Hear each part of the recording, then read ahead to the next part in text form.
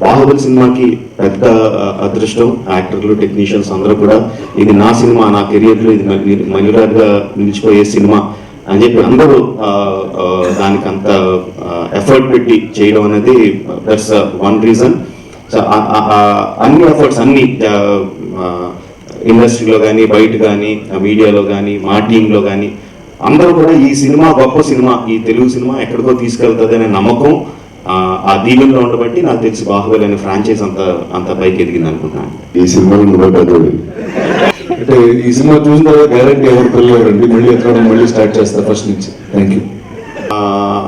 First part లో emotional part కంపారిటివ్గా visual వండర్తో comparison చేసుకుంటే emotion part తక్కువ అండి, విజువల్ గ్రాండియర్ ఎక్కువ ఫస్ట్ పార్ట్ లో ఇన్ కంపారిజన్. సెకండ్ పార్ట్ లో రెండు కూడా ఈక్వల్ గా ఉంటాయండి.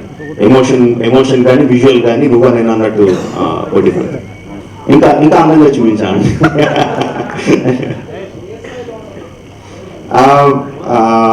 అనుష్క మధ్యలో ట్రైలర్లో రెండు షార్ట్స్ ఉంటాయండి.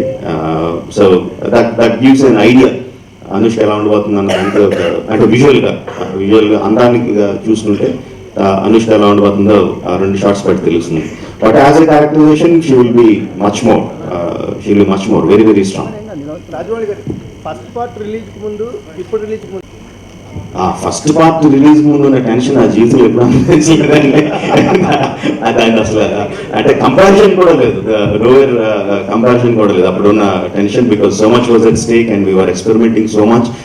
ఇంతకుముందు వెళ్ళని టెరిటరీస్లోకి లైఫ్ జాకెట్ లేకుండా సముద్రంలో ఉరికేసినట్టు, పారాషూట్ లేకుండా ఆకాశం ప్లేన్లో ఉరికేసినట్టు ఉరికేసాం. అప్పుడున్న టెన్షన్ ఇస్ చాలా చాలా హై అండి. అది జీవితంలో అంత టెన్షన్ అసలు సినిమాకనే కాదు దేనికి ఫీల్ అవ్వలేదు.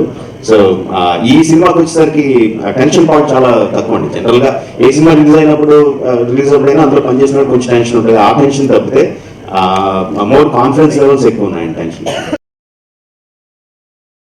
సుబ్బు, నీకు తెలుసా నాకు ఎర్లీ మార్నింగ్ ఒక కల వచ్చింది. నువ్వు నన్ను జ్యువెలరీ షాప్కి తీసుకెళ్ళి వడ్డానం కొనిచ్చావంట. ఏ టైంకి?